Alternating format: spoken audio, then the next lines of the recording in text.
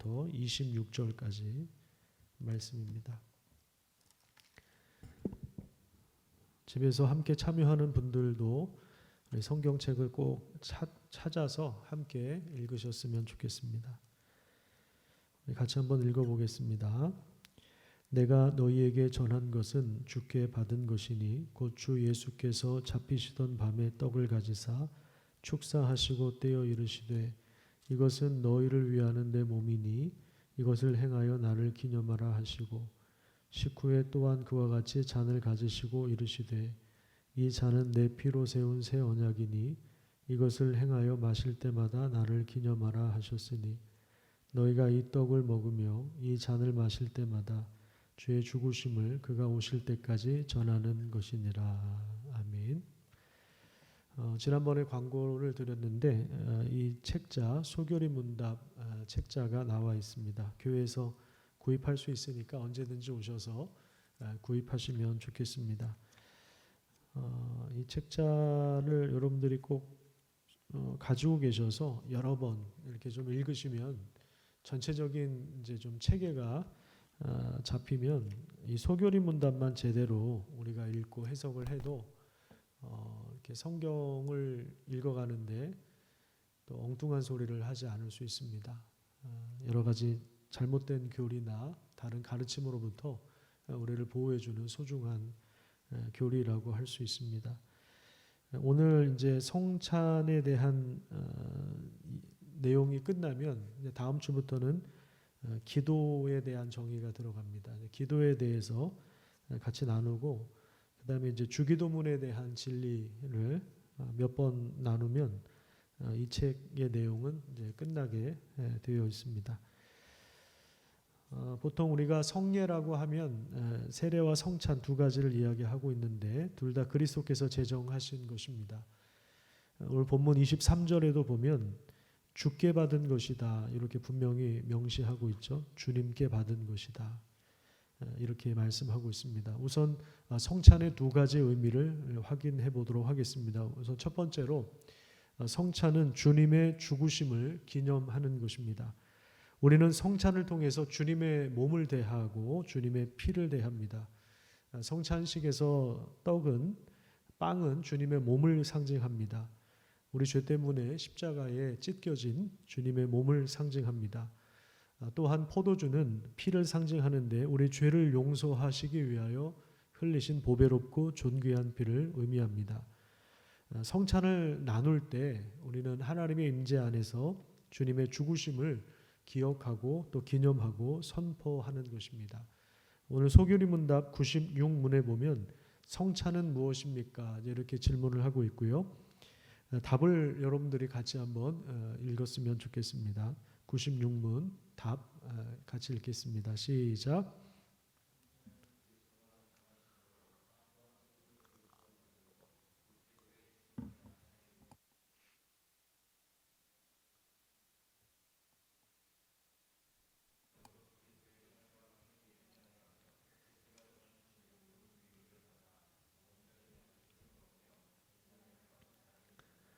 네, 여기 보면 성찬은 그리스도께서 정해 주신 대로 빵과 포도주를 주고받음으로 그리스도의 죽음을 나타내 보이는 성례다 이렇게 이야기합니다. 그리스도의 죽으심을 나타내 보이는 성례다 이렇게 설명을 하고 있습니다.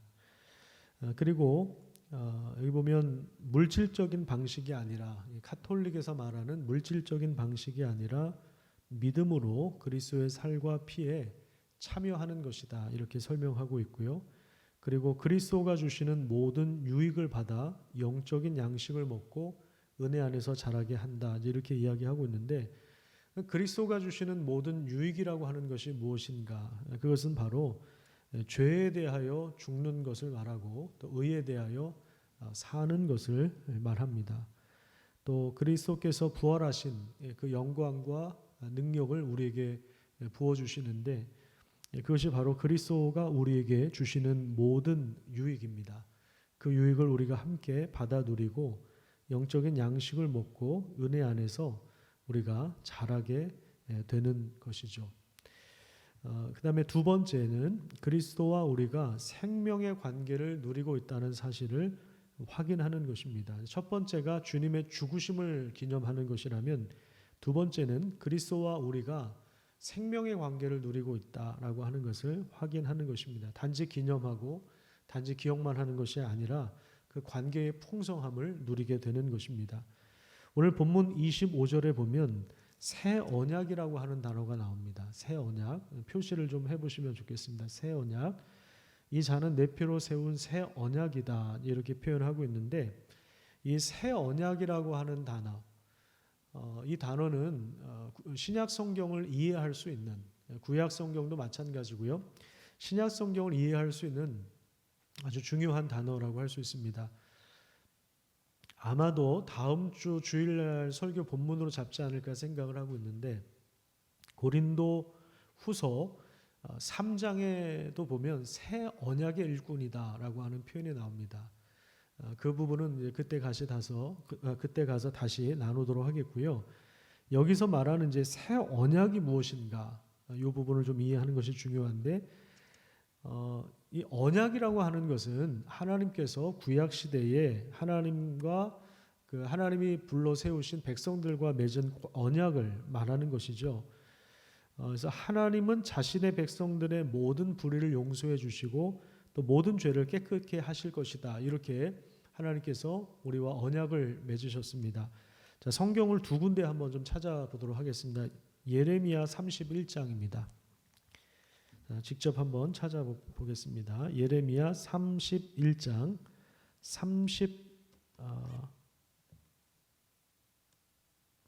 33절과 34절을 읽도록 하겠습니다. 31절부터 읽어보도록 하겠습니다. 구약성경 1101페이지에 있습니다. 예레미야 31장 31절부터 제가 좀 읽도록 하겠습니다. 주 여호와의 말씀이니라. 보라, 날이 이르리니 내가 이스라엘 집과 유다 집에 새 언약을 맺으리라. 이렇게 이야기하죠. 이 언약은 내가 그들의 조상들의 손을 잡고 애굽 땅에서 인도하여 내던 날에 맺은 것과 같이 아니할 것은, 내가 그들의 남편이 되었어도 그들이 내 언약을 깨뜨렸음이라. 여호와의 말씀이니라. 그러나 그날 후에 내가 이스라엘 집과 맺을 언약은 이러하니 곧 내가 나의 법을 그들의 속에 두며 그들의 마음에 기록하여 나는 그들의 하나님이 되고 그들은 내 백성이 될 것이라. 여호와의 말씀이니라. 그러니까 첫 번째 언약이라고 하는 이 율법을 통해서 이스라엘 민족과 하나님이 올바른 관계를 누린 것이 아니라 오히려 그들의 죄성이 더 드러나게 되었습니다. 그래서 옛날의 율법, 옛날에 주신 그 언약을 조상 손을 잡고 애굽 땅에서 인도한 것과 같이 이렇게 묘사를 하고 있습니다. 그런데 이제 그날 후에 새롭게 맺을 언약의 내용이 뭐냐면 하나님의 법을 그들의 속에 두겠다. 그들의 마음에 기록하겠다. 그래서 나는 그들의 하나님이 되고 그들은 내 백성이 될 것이다. 참된 관계를 누리게 하겠다라고 하는 것입니다. 34절에 보면 그들이 다시는 각기 이웃과 형제를 가르쳐 이르기를 너는 여호와를 알라 하지 아니하리니 이는 작은 자로부터 큰 자까지 다 나를 알기 때문이라. 내가 그들의 악행을 사하고 다시는 그 죄를 기억하지 아니하리라. 이것이 이제 새 언약입니다. 그들의 악을 사하고 악행을 기억하지 않고 그 죄를 기억하지 않는 것, 이것이 새 언약이라고 할 수 있습니다. 그래서 하나님이 새 언약을 맺겠다라고 이제 이렇게 약속을 하셨습니다. 그러니까 율법을 통해서 하나님과의 관계를 풍성함을 누리는 것이 아니라 결국에 그들의 죄가 더 이제 죄가 되는, 그래서 심판을 피할 길이 없는 존재라고 하는 사실들이 이스라엘 역사를 통해서 이제 아주 확 드러난 거죠. 인간이 얼마나 심각한 죄인인가를 구약 성경 아주 오랜 역사를 통해서 하나님이 보여주시는 것입니다. 너희들이 가망성이 없다라고 하는 것이죠. 그래서 하나님이 우리에게 맺어주신 약속하신 이 새 언약, 이 새 언약이 얼마나 귀중하고 소중한 것인지를 우리가 알게 됩니다.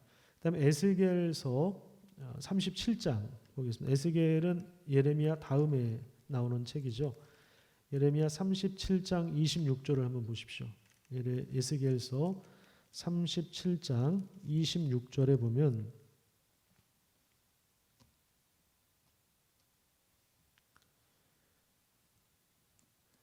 내가 그들과 화평의 언약을 세워서 영원한 언약이 되게 하고 그들을 견고하고 번성하게 하며, 지금 이제 26절에 나온 견고하게 하고 번성하게 하겠다. 창세기 1장에 울려 퍼진 말씀이 실제로 이루어지도록 하시겠다라는 거죠. 생육하고 땅에 번성하라 라고 하셨던 그 하나님의 말씀은 여전히 유효한 것입니다. 창세기 3장에 죄가 들어왔지만 그 죄가 하나님의 계획을 포기하게 만들지 못합니다. 그래서 하나님이 화평의 언약을 세워서 영원한 언약이 되게 하고 그들을 견고하고 번성하게 하고, 그 다음에 내 성소를 그 가운데 세워서 영원히 이르게 하리니 내 처소가 그들 가운데 있을 것이고 나는 그들의 하나님이 되고 그들은 내 백성이 되리라. 이것이 이제 하나님과 누리는 참된 생명의 관계를 이야기하고 있는 것입니다. 이 새 언약의 내용을, 그러니까 구약 성경에서 약속되어진 새 언약의 내용을 예수 그리스도께서 오셔서 그의 죽으심과 부활을 통해서 성취하신 것입니다. 성취하셨어요. 그래서 우리에게 새로운 생명을 허락해 주신 것이죠. 죄와 죽음의 형벌을 받을 수밖에 없는 우리에게 영원한 생명을, 새로운 생명을 허락해 주신 것입니다. 그래서 이제는 하나님과의 관계가 회복됩니다. 전에는 하나님이 마치 남편처럼 손을 잡고 같이 애굽에서 나오게 하셨는데 자꾸만 그 손을 뿌리치고 자꾸만 하나님을 배반하고 이렇게 사악한 행동을 하는 그들을 향해서 이제 하나님이 그 마음을 새롭게 하셔서 그 마음에 하나님의 법을 주셔서 그 법을 실제로 행하게 하겠다라고 하는 내용을 약속해 주셨고, 이것이 이제 로마서 8장에 자세하게 나옵니다. 로마서 8장에 보면 우리 안에 함께 하시는 성령을 통해서 그 율법의 요구를 이루어지게 하겠다라고 하는 그 귀한 말씀이 나오죠. 이것이 바로 이제 새 언약입니다. 새 언약. 그래서 이 새 언약이라고 하는 것을 통해서 하나님과 우리가 올바른 관계, 생명의 풍성한 관계를 누리게 하겠다라고 하는 그러한 내용을 설명하고 있는 것이죠. 그래서 이제 우리 마음이 새롭게 되어서 하나님을 사랑하고 이웃을 사랑하는 자로 하나님이 우리를 세우신 것, 그것이 이제 성찬을 통해서 우리에게 가시적으로 이렇게 드러나고 있는 것입니다. 그래서 성찬을 통해서 우리는 하나님의 임재와 영광을 함께 누리고 또 하나님의 가족이 되었다는 사실을 함께 기뻐합니다. 가족이 마치 이렇게 한 상에 둘러앉아 먹고 마시는 것처럼 하나님을 아버지로 모신 자들이 한 상에 둘러앉아 먹고 마시는 것, 이것이 바로 성찬의 기쁨입니다. 또 믿음으로 성찬에 참여한 사람들은 그리스도가 주시는 모든 영적을 누리게 되죠. 아까 이야기한 대로. 그리고 은혜 안에서 성장하게 되는 것입니다. 자, 그다음에 이제 성찬의 바른 자세가 무엇인가? 97문답을 통해서, 소교리 문답 97문답을 통해서 확인해 보도록 하겠습니다. 성찬을 바르게 받는 방법은 무엇입니까? 이런 질문에 답을 여러분들이 한번 읽어보시길 바랍니다. 자, 시작.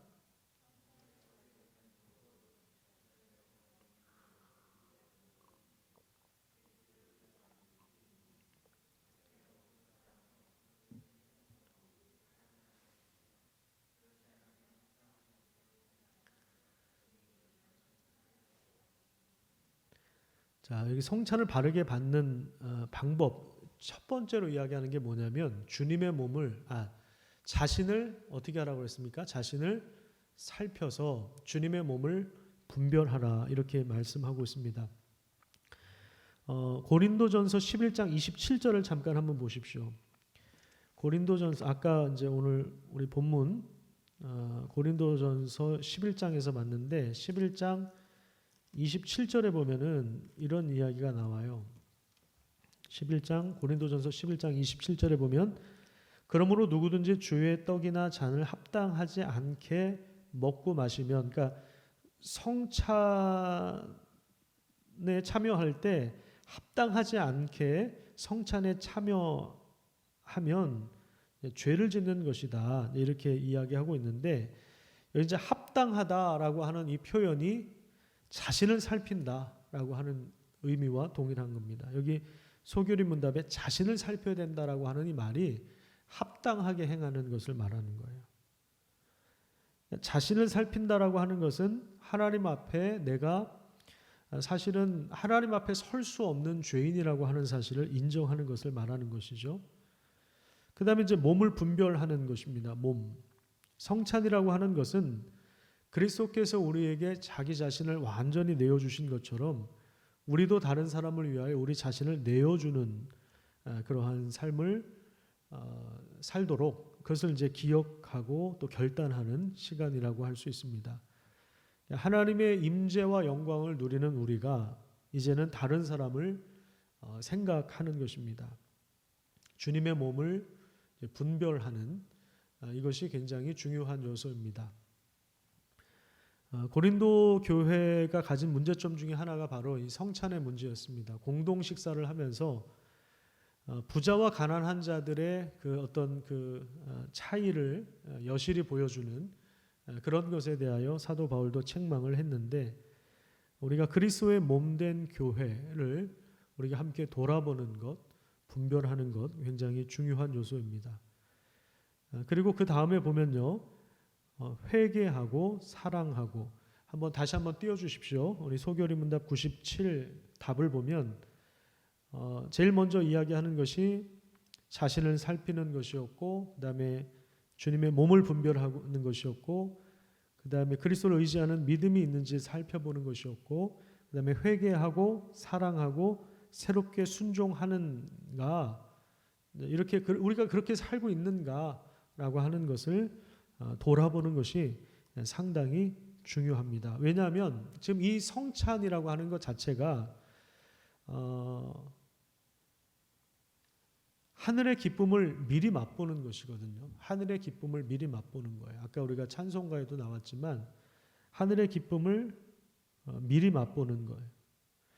언젠가 하나님 나라가 완성될 때 그 기쁨의 잔치 완전한 풍성함을 누릴 것을 우리가 기대하는 것입니다. 하나님이 시작하신 것을, 그리스도 안에서 시작하신 것을 그리스도 안에서 완전하게 완성하실 것을 우리가 함께 바라보면서 그 잔치를 이제 미리 맛보는 것이 이제 바로 주일 예배이고 또 성찬이죠. 그렇다면 우리 삶 속에서 끊임없이 회개하고 또 사랑하고 새롭게 순종하는 것을 결단하는 것, 이것은 지속적으로 우리에게 필요한 것입니다. 그러니까 성찬을 통해서 과거 우리를 구원하신 하나님의 은혜와 자비를 생각할 뿐만 아니라 지금 이 성찬식을 했던, 예수님도 그렇고 성찬식을 했던 그 배경은 유월절이거든요. 유월절이 뭔지 아시죠? 하나님께서 애굽에 첫 번째 난 것을 다 죽이실 때에 이스라엘 백성들만큼은 그냥 넘어가시는, 유월하시는 그 은혜를, 그러니까 구원의 은혜를 그들이 경험했는데, 그것을 이제 기념하는 절기, 기념하는 식사가 유월절 이제 식사였는데, 이 성찬의 배경이 유월절 절기에 이제 기초하고 있습니다. 그러니까 과거에 하나님이 구원하신 그 은혜와 자비를 생각하는 것이죠. 또 동시에 하나님이 만물을 완성하셔서 미래에 완전한 하나님 나라를 가져오실 것을 기대하면서 하나님의 임재 가운데 오늘 이 현재를 사는 우리들에게 우리 자신과 우리 주변의 이웃들을 돌아보는 것, 우리 공동체를 돌아보는 것, 이것이 성찬의 아주 중요한 의미이다. 그렇기 때문에 자기 자신을 살피고 주님의 몸을 분별하고 끊임없이 회개하고 사랑하고 새롭게 순종하기를 결단하는 것, 이런 마음으로 성찬에 합당한 모습으로 이제 참여하는 것이 이제 성찬의 바른 자세다. 그렇게 우리에게 가르치고 있는 것입니다. 그래서 사실은 이 성찬의 의미를 바로 알면 성찬이 얼마나 우리에게 영적인 유익을 주는지를 확인할 수 있고 실제로 그렇게 경험할 수가 있습니다. 안타깝게도 우리가 이제 코로나 때문에 올해 이제 성찬 예식을 한 번도 하지 못했는데 코로나가 종식되어서 성찬을 속히 할 수 있는 그런 날들이 빨리 오기를 위해서 함께 기도했으면 좋겠습니다. 아까 말씀드린 대로 이제 성찬, 오늘까지 이제 성찬을 배웠는데 다음 주에부터는 기도를 들어갑니다. 그래서 올해 말까지는 특히 이제 주기도를 중심으로 해서 기도가 무엇인가를 계속해서 좀 살필 예정입니다. 기도는 사실 공부하는 것이 아니라 하는 것이죠. 그런데 바른 그 기도의 모범을 우리가 배우면서 실제로도 그렇게 기도할 수 있는 은혜가 있었으면 좋겠습니다.